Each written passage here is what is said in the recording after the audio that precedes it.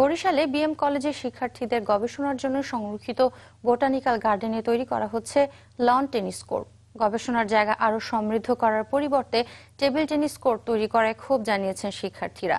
যদিও কর্তৃপক্ষ তাদের সিদ্ধান্তে অটল থেকে সাফাই গাইলেন লন টেনিসের পক্ষে। কাউসার হোসেন রানার রিপোর্ট, ছবি তুলেছেন রুহুল আমিন। শিক্ষার্থীদের গবেষণার জন্য 1950 সালে বরিশালের বিএম কলেজের বোটানিক্যাল গার্ডেনে নাগালিঙ্গম সহ বিভিন্ন দুর্লভ প্রজাতির গাছ রোপণ করেছিলেন নিসর্গবিদ দ্বিজেন শর্মা। দীর্ঘদিনের অযত্নে যার বেশিরভাগই এখন বিলুপ্তপ্রায়। এর মধ্যে আবার উদ্ভিদ ও মৃত্তিকা বিজ্ঞান বিভাগের শিক্ষার্থীদের গবেষণার জন্য সংরক্ষিত এই মাঠ ও বাগানে লন টেনিস কোর্ট তৈরির সিদ্ধান্ত নিয়েছে কলেজ কর্তৃপক্ষ।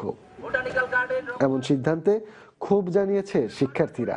তারা বলছেন, এতে একদিকে যেমন বিভিন্ন উদ্ভিদ প্রজাতি সংকটে পড়বে, তেমনি ব্যাহত হবে গবেষণা কার্যক্রম। অনেক মানুষ ঢুকতে থাকবে, ফুল ছিঁড়বে, পাতা ছিঁড়বে, সো এখানে গাছ তো যা আছে তাও চলে যাবে, আর নতুন করে সংরক্ষণের কোনো কিছুই করা হবে না। আমাদের এই শুধু বিএম কলেজে বোটানিক্যাল গার্ডেন আছে, যেহেতু আমাদের এটা অনেক গুরুত্বপূর্ণ, আমরা এটা নষ্ট করতে চাই না। টেনিস কোর্ট এটা হচ্ছে পাকিস্তান পিরিয়ডে আগে করা হয়েছে, কারণ তাদের তো আমাদের সম্পদ নিয়ে কোনো মাথা ব্যথা ছিল না। আমাদের সম্পদ নিয়ে মাথা ব্যথা হচ্ছে আমাদের।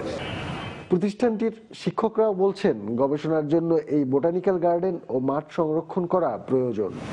গার্ডেনে অন্য কিছু অনুপ্রবেশ, সেখানে কিছুটা আসলে ঘাটতি হলেও হয়। আমাদের এই গবেষণাগার এবং বোটানিক গার্ডেন সংরক্ষণ করা একান্ত জরুরি। যদিও কর্তৃপক্ষের দাবি, আগে থেকেই ওই জায়গায় টেনিস কোর্ট ছিল, সেটি এখন পুনরুদ্ধার করা হচ্ছে। বোটানিক্যাল গার্ডেনের উপরে এর বিন্দু মাত্র কোনো প্রভাব পড়বে না। এখানে বোটানিক্যাল গার্ডেনে কেউ প্রবেশ করে একটা গাছের পাতা ছিঁড়বে, একটা ফুল ছিঁড়বে, এ ধরনের কোনো সুযোগ এখানে থাকবে না। সেরকম ব্যবস্থা গ্রহণ করা হবে। কলেজের অন্য কোনো জায়গায় টেনিস কোর্ট তৈরি করে বিভিন্ন দুর্লভ প্রজাতির উদ্ভিদ সংরক্ষণের দাবি শিক্ষার্থীদের। কাউসার হোসেন রানা, চ্যানেল 24, বরিশাল।